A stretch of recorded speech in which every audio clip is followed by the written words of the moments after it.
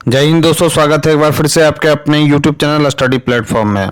दोस्तों आज हम लोग घटना चक्र के भारत के भूगोल की सीरीज को आगे बढ़ाते हुए एक बहुत ही महत्वपूर्ण चैप्टर सिंचाई एवं नहरों से संबंधित प्रश्नों को देखने वाले हैं। इस वीडियो में मैंने दोस्तों सिंचाई एवं नहरों से संबंधित अब तक जितने भी सवाल विभिन्न स्टेट पीसीएस तथा आईएएस में पूछे गए हैं उनको हम लोग एक एक कर देखने वाले हैं।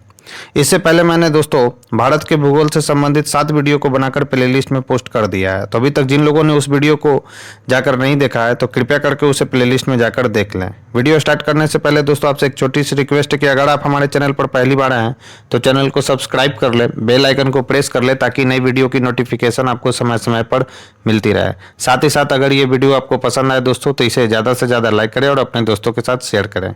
तो चलिए आज के फर्स्ट क्वेश्चन के साथ इस वीडियो को स्टार्ट करते हैं। आज के डिस्कशन का हमारा फर्स्ट सवाल है दोस्तों, कथन और कारण से संबंधित सवाल दिया गया है। यहाँ पर कथन कह रहा है कि प्रायद्वीपीय भारत में सिंचाई का एक प्रमुख साधन तालाब है। तो यह बात बिल्कुल सही है दोस्तों कि प्रायद्वीपीय भारत में सिंचाई का एक प्रमुख साधन क्या है दोस्तों, तालाब है। और इसका रीजन क्या है दोस्तों, तो रीजन इसका दिया गया है कि प्रायद्वीपीय क्षेत्र की अधिकांश नदियां मौसमी है, मानसून पर निर्भर करती है। तो ये भी बात सही है दोस्तों। और कारण जो है दोस्तों कथन की सही व्याख्या कर रहा है। तो इस हिसाब से अगर हम देखें तो ए और आर दोनों सही है और आर जो है दोस्तों ए की सही व्याख्या कर रहा है। तो इसका राइट आंसर क्या हो जाएगा दोस्तों, तो ए होगा। अब इंपॉर्टेंट फैक्ट देखते हैं दोस्तों इस क्वेश्चन से रिलेटेड। तो प्रायद्वीपीय क्षेत्र की भूमि चट्टानी होने के कारण यहाँ नहरों एवं कुओं का आसानी से निर्माण संभव नहीं होता। इसके अलावा प्रायद्वीपीय भारत की अधिकांश नदियाँ मौसमी हैं जिसके कारण नहरों में पानी का अभाव रहता है। ऐसी स्थिति में तालाब सिंचाई के प्रमुख साधन के रूप में विद्यमान है दोस्तों। तो ये कुछ महत्वपूर्ण फैक्ट्स हैं इस क्वेश्चन से रिलेटेड जिसे आपको ध्यान में रखना है। नेक्स्ट क्वेश्चन है दोस्तों, भारत के संदर्भ में निम्नलिखित में से कौन सा कथन सही नहीं है। तो पहला दिया गया दोस्तों कि देश के लगभग 1/3 क्षेत्र में वर्ष भर में 750 मिलीलीटर से अधिक वर्षा होती है। यह बात बिल्कुल सही है दोस्तों। देश में सिंचाई का प्रमुख स्रोत कुआं है, यह बात बिल्कुल गलत है दोस्तों। सिंचाई का जो प्रमुख स्रोत है उसमें कुआं नहीं है, कुआं के अलावा भी बहुत सारे हैं।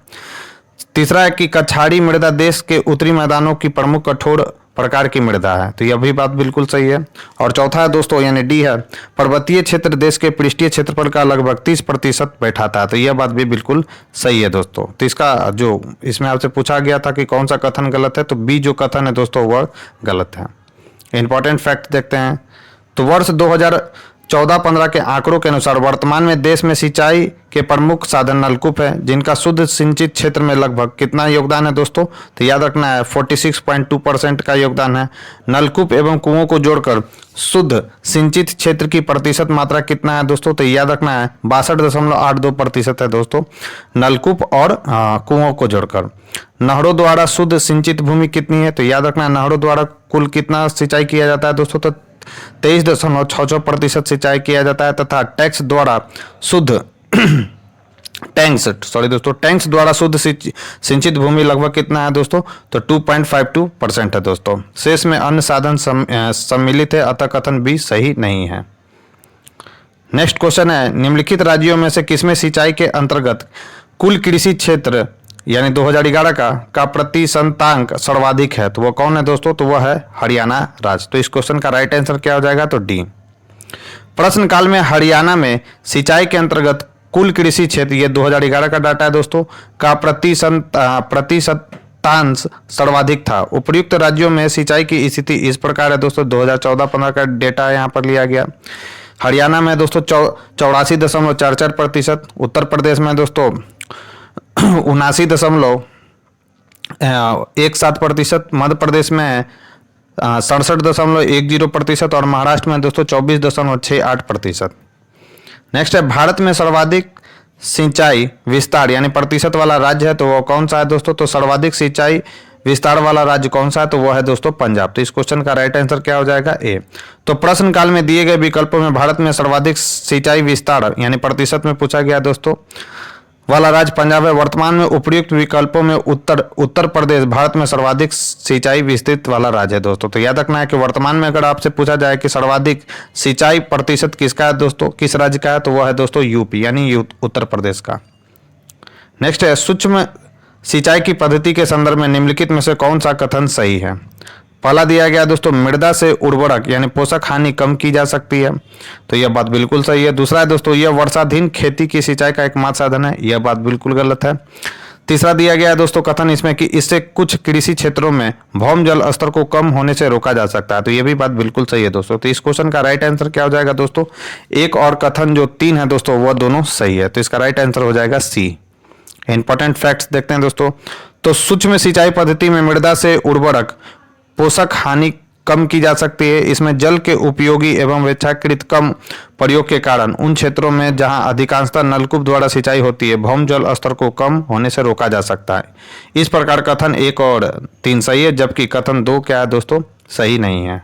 नेक्स्ट है, जीवन रक्षक अथवा बचाव सिंचाई इंगित करती है, तो जीवन रक्षक अथवा बचाव सिंचाई किसको इंगित करती है दोस्तों, तो PWP सिंचाई को इंगित करती है, तो इसका राइट आंसर क्या हो जाएगा दोस्तों, तो सी होगा। तो याद रखना है दोस्तों, PWP का फुल फॉर्म क्या होता है, तो परमानेंट विल्टिंग पॉइंट, यानी इसको शॉर्ट फॉर्म में हम लोग PWP बोलते हैं दोस्तों। सिंचाई जीवन रक्षक अथवा बचाव सिंचाई को इंगित करती है। परमानेंट विल्टिंग पॉइंट जमीन के अंदर पानी की उस मात्रा को इंगित करता है जिसे पौधे अपने उपयोग के लिए प्राप्त नहीं कर पाते हैं। इस अवस्था में वे मुरझाने लगते हैं। ऐसी स्थिति में सिंचाई अति आवश्यक हो जाती है। नेक्स्ट क्वेश्चन है दोस्तों, गत 25 वर्षों में नलकूप सिंचाई का सर्वाधिक शानदार विकास हुआ है, तो याद रखना है दोस्तों कहां पर हुआ है, तो सरयू पार मैदान में हुआ है दोस्तों नलकूप सिंचाई का सर्वाधिक शानदार विकास, तो इसका राइट आंसर क्या हो जाएगा, सी। सरयू पार मैदान में नहरों का अभाव पाए जाने के कारण नलकूपों द्वारा इस क्षेत्र में सिंचाई का कार्य किया जाता है, अतः अभीष्ट उत्तर क्या हो जाएगा दोस्तों, तो सी। नेक्स्ट है, भारत के किस राज्य में सर्वाधिक सिंचाई नलकूप से होती है, तो उस राज्य का नाम है दोस्तों उत्तर प्रदेश। उत्तर प्रदेश राज्य में जो है दोस्तों सर्वाधिक सिंचाई जो होती है उत्तर प्रदेश राज्य में वो नलकूपों से होती है, तो इसका राइट आंसर क्या हो जाएगा, डी। और ये कितना होता है दोस्तों, तो याद रखना है कि उत्तर प्रदेश में नलकूप से सिंचाई कितना होता है, तो 70.8% जो सिंचाई होता है दोस्तों उत्तर प्रदेश में वो नलकूपों के द्वारा होता है। नेक्स्ट क्वेश्चन है, निम्नलिखित में से किस राज्य में नलकूपों द्वारा सिंचित भूमि क्षेत्र सबसे अधिक है, तो उस राज्य का नाम है दोस्तों कितना, तो उत्तर प्रदेश। कितना होता है नलकूपों से, तो 70.8% दोस्तों। नेक्स्ट है, यहाँ दिया गया आंकड़ा दोस्तों, नीवल सिंचित क्षेत्र और नलकूप द्वारा सिंचित क्षेत्र, तो उत्तर प्रदेश में कितना है दोस्तों, तो 10,183। नेक्स्ट है, भारत में नलकूप एवं कूप से सिंचित अधिकतम क्षेत्र वाला राज्य कौन सा है, तो वह कौन सा है दोस्तों, तो वह है उत्तर प्रदेश। तो भारत में नलकूप एवं कूप से सिंचित अधिकतम क्षेत्र वाला राज्य उत्तर प्रदेश है। उत्तर प्रदेश में लगभग 83.8 लाख हेक्टेयर क्षेत्र नलकूप एवं कूप से सिंचित किया जाता है, जो भारत के कुल सिंचित क्षेत्र का कितना है दोस्तों, तो भारत के कुल सिंचित क्षेत्र का 28.19% है दोस्तों। इसके बाद किसका स्थान आता है यूपी के बाद, तो राजस्थान का आता है, पंजाब का आता है, और उसके बाद किसका आता है दोस्तों, तो मध्य प्रदेश आदि का आता है दोस्तों। नेक्स्ट है, निम्नलिखित में से कौन सा एक मानचित्र 1, 2, 3, 4 अंकों से दिखाए गए भारत के राज्यों का सिंचाई के लिए उपलब्ध भूतल जल संसाधनों की दृष्टि से अवरोही क्रम से में सही अनुक्रम है, तो कौन सा है दोस्तों, तो याद रखना है कौन सा है, तो वह है दोस्तों 4, 3, 2, 1। तो प्रश्नगत मानचित्र में दिए गए राज्यों में सिंचाई के लिए उपलब्ध वार्षिक भूतल जल संसाधन एनुअल ग्राउंड वाटर ड्राफ्ट का राज्यवार विवरण 2014-15 में इस प्रकार है दोस्तों। उत्तर प्रदेश में कितना है, तो 48.35 बिलियन क्यूबिक मीटर पर वर्ष है दोस्तों। महाराष्ट्र में कितना है, महाराष्ट्र में 15.93 बिलियन क्यूबिक मीटर पर वर्ष। पश्चिम बंगाल में है दोस्तों कितना, तो 10.84 बिलियन क्यूबिक मीटर पर वर्ष। और असम में कितना है दोस्तों, तो 4.06 बिलियन क्यूबिक मीटर पर वर्ष है दोस्तों। तो इसका राइट आंसर क्या हो जाएगा, तो पहला हो जाएगा उत्तर प्रदेश, दूसरा हो जाएगा महाराष्ट्र, तीसरा हो जाएगा दोस्तों चौथा में हो जाएगा दोस्तों किसका, तो ये हो जाएगा दोस्तों उत्तर प्रदेश, तीसरा में हो जाएगा महाराष्ट्र, दूसरा में हो जाएगा पश्चिम बंगाल, और पहला में क्या हो जाएगा दोस्तों, असम। भारत में माला नहर तंत्र को प्रस्तावित किया था, भारत में माला नहर तंत्र को प्रस्तावित किया था, तो ये किसने किया था दोस्तों, तो दिनसा जे दस्तूर ने किया था दोस्तों माला नहर प्रस्ताव को।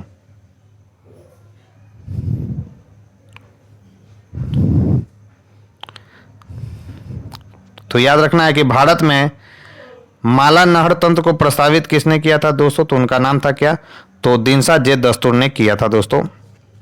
माला नहर नहर तंत्र को प्रस्तावित किया था किसने? तो दिनसा जे दस्तूर ने। तो माला नहर तंत्र यानी गारलैंड कैनल सिस्टम को कैप्टन दिनसा जे दस्तूर ने प्रस्तावित किया था, जबकि नदी जोड़ने का पहली बार विचार सिंचाई इंजीनियर विश्वेश्वरैया ने दिया था दोस्तों। बाद में KL राव का नाम भी इससे जुड़ गया। तब जल संसाधन मंत्रालय ने इन दोनों को ही क्या कर दिया दोस्तों? अस्वीकृत कर दिया। नेक्स्ट है, दक्षिण भारत में सिंचाई व्यवस्था का अग्रदूत किसे माना जाता है? तो याद रखना दोस्तों, दक्षिण भारत में सिंचाई व्यवस्था का अग्रदूत किसे माना जाता है? तो उनका नाम है दोस्तों सर आर्थर कॉटन को। सर आर्थर कॉटन को जो है दोस्तों दक्षिण भारत में सिंचाई व्यवस्था का अग्रदूत माना जाता है। तो इस क्वेश्चन का राइट आंसर क्या हो जाएगा? ए होगा। तो सर आर्थर कॉटन ब्रिटिश सिंचाई अभियंता थे यानी इंजीनियर थे दोस्तों। उन्होंने दक्षिण भारतीय राज्यों के सिंचाई व्यवस्था में उल्लेखनीय कार्य किया है, इसलिए सर आर्थर कॉटन को दक्षिण भारत में सिंचाई व्यवस्था का अग्रदूत माना जाता है। नेक्स्ट है, भारत की सिंचाई क्षमता का सर्वाधिक भाग पूरा होता है। तो यह किससे होता है दोस्तों? तो लघु परियोजनाओं से यह पूरा होता है दोस्तों, भारत की सिंचाई क्षमता का सर्वाधिक भाग। तो इसका राइट आंसर क्या हो जाएगा? तो सी होगा। तो लघु सिंचाई परियोजना, इसके तहत 2000 हेक्टेयर से कम क्षेत्र की सिंचाई होती है। इसमें कुआं, नलकूप, पंपसेट, तालाब, ड्रिप सिंचाई, स्प्रिंकल, एनीकेट आदि शामिल किए जाते हैं। भारत की सिंचाई की 62% से अधिक की आपूर्ति लघु सिंचाई परियोजना से होती है दोस्तों। तो ये भी फैक्ट्स आपको ध्यान में रखना है। नेक्स्ट है, फरक्का की नहर की जल वहन क्षमता है। तो याद रखना है दोस्तों, फरक्का की नहर की जल वहन क्षमता कितना है दोस्तों? तो 40,000 क्यूसेक है दोस्तों इसकी जल वहन क्षमता। तो फरक्का बैराज का निर्माण 1975 में हुगली नदी में सिल्ट के जमाव को रोकने के उद्देश्य से किया गया था। इस बैराज के दाएं किनारे से निकाली गई नहर नहर द्वारा गंगा नदी के 40,000 क्यूसेक जल को हुगली नदी की ओर मोड़ दिया गया। यही इसकी जल वहन क्षमता होगी दोस्तों। नेक्स्ट है, मंगलम सिंचाई योजना है। तो मंगलम सिंचाई योजना किस राज्य से रिलेटेड है दोस्तों? तो यह केरल राज्य में स्थित है मंगलम सिंचाई परियोजना। तो इसका राइट आंसर क्या हो जाएगा? बी। तो केरल के पलक्कड जिले की भरतपुजा नदी एवं उसकी सहायक नदी पर कुल 10 सिंचाई परियोजना पूर्ण हो चुकी है। इन्हीं परियोजनाओं में मंगल सिंचाई परियोजना भी है दोस्तों। नेक्स्ट है, सारण सिंचाई नहर निकलती है। तो सारण सिंचाई नहर कहाँ से निकलती है दोस्तों? तो ये गंडक नदी से निकलती है। तो गंडक परियोजना के अंतर्गत गंडक नदी पर त्रिवेणी घाट के पास एक 740 मीटर लंबा बैराज बनाया गया है, जिससे कुछ नहरें निकाली गई है, जिनमें से एक सारण सिंचाई नहर भी है। नेक्स्ट है, इंदिरा गांधी नहर का उद्गम स्थल है। तो याद रखना है दोस्तों, हरिके बैराज जो है दोस्तों वह इंदिरा गांधी नहर का उद्गम स्थल है। तो इस क्वेश्चन का राइट आंसर क्या हो जाएगा? तो सी होगा। तो इंदिरा गांधी नहर का उद्गम हरिके बैराज के निकट से व्यास एवं सतलज नदी के संगम से होता है। मुख्य नहर की लंबाई कितनी है दोस्तों? तो 649 किलोमीटर है। इस नहर से पश्चिमी राजस्थान के गंगानगर, बीकानेर, जोधपुर और जैसलमेर जिलों की मुख्य रूप से सिंचाई की जाती है दोस्तों। नेक्स्ट है, हरिके बैराज यानी ब्रैकेट में दिया गया दोस्तों इंदिरा गांधी नहर का प्रमुख जल स्रोत है हरिके बैराज। निम्न में से किन नदियों के संगम पर है? तो निम्न में से किस नदियों के संगम पर है दोस्तों हरिके बैराज? तो याद रखना है, काफी महत्वपूर्ण सवाल है। व्यास और सतलज नदी के संगम पर स्थित है दोस्तों हरिके बैराज। जिसका राइट आंसर क्या हो जाएगा? तो डी। नेक्स्ट है, राजस्थान नहर। राजस्थान नहर कहाँ से निकलती है? तो राजस्थान नहर कहाँ से निकलती है दोस्तों? तो याद रखना है आपको, यह व्यास और सतलज नदी से निकलती है दोस्तों राजस्थान नहर।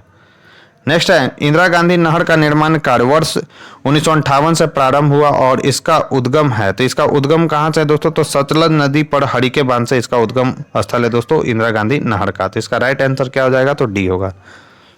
नेक्स्ट है, इंदिरा गांधी नहर जल प्राप्त करती है। तो याद रखना है दोस्तों, इंदिरा गांधी नहर कहाँ से जल प्राप्त करती है? तो यह प्राप्त करती है दोस्तों व्यास से प्राप्त करती है, रावी से प्यार करती है और सतलज से प्राप्त करती है दोस्तों इंदिरा गांधी नहर।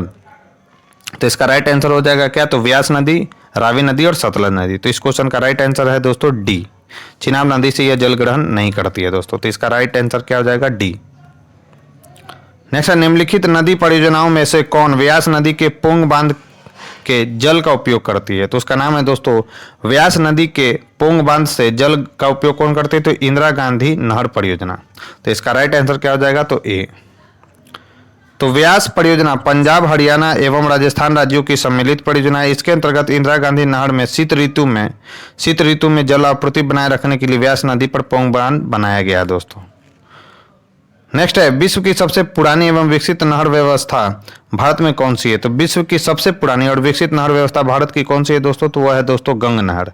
तो इसका राइट आंसर क्या हो जाएगा दोस्तों? तो ए होगा। तो काफी महत्वपूर्ण सवाल है जिसे आपको ध्यान में रखना है। तो विश्व की सबसे पुरानी एवं विकसित नहर व्यवस्थाओं में से एक गंग नहर है। इसका निर्माण कब हुआ था दोस्तों? तो वर्ष 1927 में बीकानेर के तत्कालीन महाराजा श्री गंग सिंह ने कराया था। यह नहर सतलज नदी से फिरोजपुर के निकट हुसैनी वाला से निकाली गई है दोस्तों।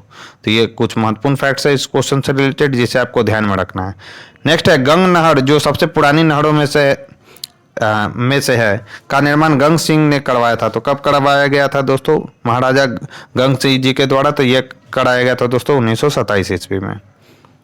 नेक्स्ट है, शारदा सहायक समादेश विकास परियोजना के मुख्य लक्ष्य निम्नलिखित में से क्या है? लक्ष्यों के नीचे दिए गए कूट से सही उत्तर चुनिए। तो कौन सा है दोस्तों? तो कृषि उत्पादन बढ़ाना इसका मुख्य लक्ष्य सही है, कथन 1। दूसरा कथन है दोस्तों, बहुफसली खेती द्वारा भूमि उपयोग के प्रारूप को बदलना, यह भी इसका सही है दोस्तों। और भू प्रबंधन में सुधार करना, यह भी इसका लक्ष्य है दोस्तों। तो इसका राइट आंसर हो जाएगा उपयुक्त सभी, यानी डी। तो उत्तर प्रदेश की मुख्य वृहद एवं मध्यम सिंचाई परियोजना तथा नहर प्रणालियों से सृजित सिंचित क्षमता का वैज्ञानिक ढंग से शीघ्र एवं अधिकतम उपयोग करके बहुफसली खेती और भू प्रबंधन के सुधार के माध्यम से कृषि उत्पादन एवं उत्पादकता में वृद्धि करके क्षेत्र का समन्वित विकास करने के उद्देश्य से 3 समादेश क्षेत्र विकास परियोजना कौन कौन सा दोस्तों? तो शारदा सहायक, रामगंगा, गंडक का सृजन कब किया गया था? तो 1973-74 में किया गया। इस प्रकार प्रश्न में दिए गए तीनों कथन सत्य हैं। नेक्स्ट, निम्नलिखित कथनों में से कौन सा एक सत्य नहीं है? तो याद रखना है दोस्तों, घग्गर के जल का इंदिरा गांधी नहर में उपयोग किया जाता है, यह बात बिल्कुल गलत है। जबकि अन्य जो कथन दिया गया दोस्तों कि नर्मदा अमरकंटक क्षेत्र से निकलती है, यह बात बिल्कुल सही है। निजाम सागर मांझीड़ा नदी पर स्थित है, यह भी बात बिल्कुल सही है दोस्तों। और पेनगंगा गोदावरी की जो है दोस्तों सहायक नदी है, यह भी बात बिल्कुल सही है। तो इंदिरा गांधी नहर घग्गर नदी के जल का उपयोग नहीं किया जाता है, इंदिरा गांधी नहर में घग्गर नदी का जल का उपयोग नहीं किया जाता, अतः कथन एक गलत है। नर्मदा नदी का उद्गम अमरकंटक के पश्चिमी भाग से होती है। यह विंध्याचल और सतपुड़ा श्रेणियों के मध्य भ्रंश घाटी में प्रवाहित होती हुई अरब सागर में मिल जाती है, अतः कथन बी भी सही है। निजाम सागर बांध का निर्माण गोदावरी की सहायक मंजीरा नदी पर तेलंगाना राज्य के कमारेड्डी जिले में किया गया है। तो ये भी पॉइंट आपको ध्यान में रखना है, अतः कथन सी भी सही है।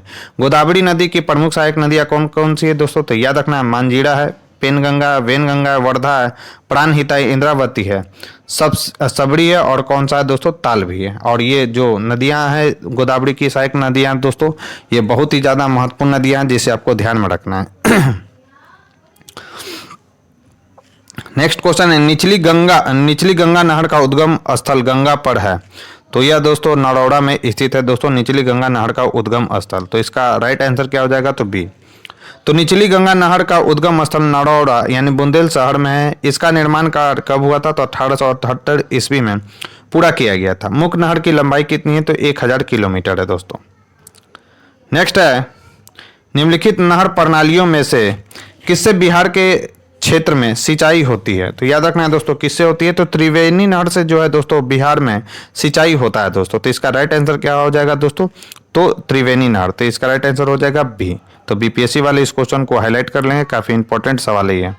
तो प्रश्नानुसार दिए गए विकल्पों में त्रिवेणी नहर से बिहार के क्षेत्र में सिंचाई होती है। यह नहर चंदन सिंचाई परियोजना से संबंधित है। यह पश्चिमी चंपारण जिले में स्थित है। तो उस जिले का नाम भी याद रखना है दोस्तों, कौन सा जिला है? तो पश्चिमी चंपारण। नेक्स्ट है, हरियाली एक नई योजना है। तो हरियाली एक नई योजना क्या है दोस्तों? तो बंजर भूमि के विकास के लिए हरियाली योजना को लाया गया था। तो इसका राइट आंसर क्या हो जाएगा दोस्तों? तो ऑप्शन बी। नेक्स्ट है, हरियाली योजना संबंधित है। तो हरियाली योजना किससे संबंधित है दोस्तों? तो याद रखना है, जल प्रबंधन से संबंधित है दोस्तों हरियाली योजना। तो इसका राइट आंसर क्या हो जाएगा दोस्तों? तो इसका राइट आंसर हो जाएगा डी। नेक्स्ट है, एकीकृत जल संवर्धन विकास कार्यक्रम को कार्यान्वित करने के क्या लाभ हैं? तो एकीकृत जल संवर्धन विकास कार्यक्रम को कार्यान्वित करने के क्या क्या लाभ है दोस्तों? तो इसके लाभ है दोस्तों क्या क्या?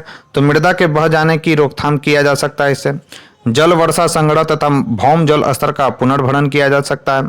और चौथा है दोस्तों, प्राकृतिक वनस्पतियों का पुनर्जनन किया जा सकता है। यह भी बात बिल्कुल सही है। जबकि देश की 12 नदियों को मौसमी नदियों से जोड़ना इसका लक्ष्य नहीं है, यानी इसका उद्देश्य नहीं है दोस्तों। तो इसका राइट आंसर हो जाएगा केवल 1, 3 और 4 ही सही है, जो कि किस ऑप्शन में है दोस्तों, तो यह है ऑप्शन सी में। इंपॉर्टेंट फैक्ट देख लेते हैं इस क्वेश्चन से रिलेटेड। तो 1 अप्रैल 2008 तक भारत सरकार के ग्रामीण विकास मंत्रालय द्वारा 3 वाटरशेड विकास कार्यक्रम कार्यान्वित किए गए। ये कार्यक्रम है समेकित बंजर भूमि विकास कार्यक्रम यानी इंटीग्रेटेड वेस्टलैंड डेवलपमेंट प्रोग्राम, सूखा प्रबंधन क्षेत्र कार्यक्रम यानी रॉट प्रोन एरियाज प्रोग्राम तथा मरुभूमि विकास कार्यक्रम यानी डेजर्ट डेवलपमेंट प्रोग्राम।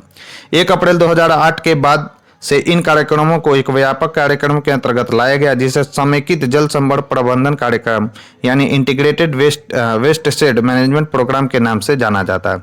इस कार्यक्रम का उद्देश्य क्या है दोस्तों, तो मृदा, जल और वनस्पति जैसे अवक्रमित यानी डिग्रेडेड प्राकृतिक संसाधनों का इस्तेमाल, संरक्षण और विकास करके पारिस्थितिकी संतुलन को बहाल करना है। इसके परिणाम स्वरूप मृदा ह्रास पर रोक लगती है, प्राकृतिक वनस्पति का पुनर्सृजन होता है और वर्षा जल एकत्रीकरण होता है तथा भूजल स्तर का संभरण होता है। नेक्स्ट है, निम्नलिखित युग्मों पर विचार कीजिए। सूखा प्रबंधन क्षेत्र दिया गया, कार्यक्रम दिया गया दोस्तों, और मंत्रालय बताना है आपको कौन सा है। तो सूखा प्रबंधन मंत्रालय आपसे पूछा गया कि सूखा जो प्रबंधन मंत्रालय वो कृषि मंत्रालय से संबंधित है, यह बात बिल्कुल गलत है। मरुस्थल विकास जो कार्यक्रम है दोस्तों वो पर्यावरण एवं वन मंत्रालय से संबंधित है, यह भी बात बिल्कुल गलत है। और वर्षा पीड़ित क्षेत्रों हेतु राष्ट्रीय जल संभरण विकास परियोजना जो है दोस्तों वो ग्रामीण विकास मंत्रालय से संबंधित है, यह भी बात बिल्कुल गलत है। तो इसका राइट आंसर क्या हो जाएगा दोस्तों, तो डी।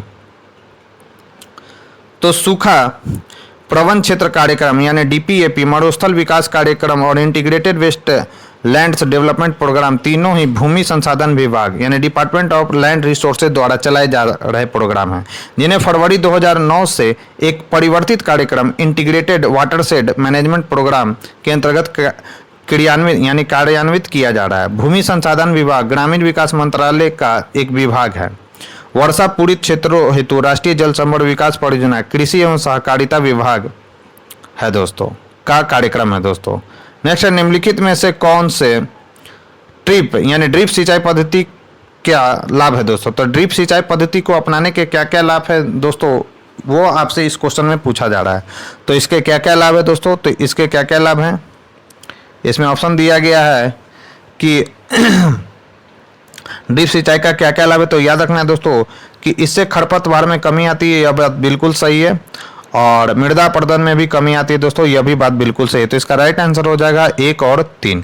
तो 1 और 3 किस ऑप्शन में है दोस्तों, तो एक ही ऑप्शन है दोस्तों 1 और 3 से रिलेटेड, और वो ऑप्शन है कौन सा, तो ऑप्शन सी है दोस्तों। तो इसका राइट आंसर क्या हो जाएगा दोस्तों, तो सी। तो याद रखना है कि केंद्रीय जल आयोग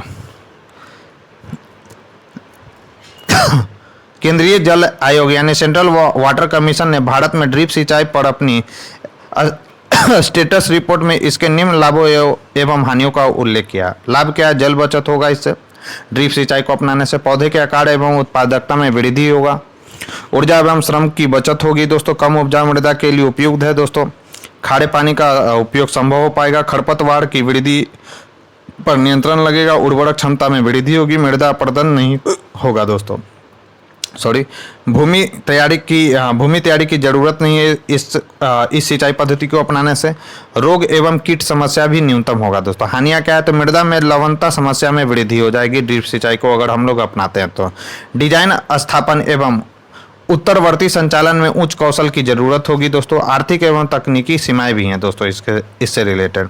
स्पष्ट है कि विकल्प में प्रदत्त 1 और 3 ड्रिप सिंचाई के लाभ है, जबकि इससे मृदा में लवणता की कमी नहीं होती है दोस्तों, ये इसके हानियां हैं, जबकि आपसे लाभ पूछा जा रहा था। और आज के डिस्कशन का हमारा लास्ट सवाल है दोस्तों कि बकिंघम नहर स्थित है। तो याद रखना है दोस्तों बकिंघम नहर कहाँ पर स्थित है, तो बकिंघम जो नहर है दोस्तों वह कोरोमंडल तट पर स्थित है। और ये बहुत ही ज़्यादा महत्वपूर्ण सवाल है जिसे आपको ध्यान में रखना है कि बकिंघम नहर कहाँ पर स्थित है, तो कोरोमंडल तट पर स्थित है। तो दोस्तों ये थी हमारी आज की डिस्कशन। इस डिस्कशन में बस आज इतना ही। यह डिस्कशन आपको कैसा लगा मुझे कमेंट बॉक्स में लिखकर जरूर बताएं। साथ ही साथ अगर ये वीडियो आपको पसंद आए दोस्तों तो इसे ज़्यादा से ज़्यादा लाइक करें और अपने दोस्तों के साथ शेयर करें। पीडीएफ का लिंक मैंने डिस्क्रिप्शन बॉक्स में डाल दिया है, आप वहां से जाकर दोस्तों आसानी से इसको डाउनलोड कर सकते हैं और अपनी तैयारी को और भी बेहतर कर सकते हैं। तो आज के वीडियो में बस इतना ही दोस्तों, मिलते हैं अपने नेक्स्ट वीडियो में। तब तक के लिए बने रहें हमारे यूट्यूब चैनल के साथ। Thank you.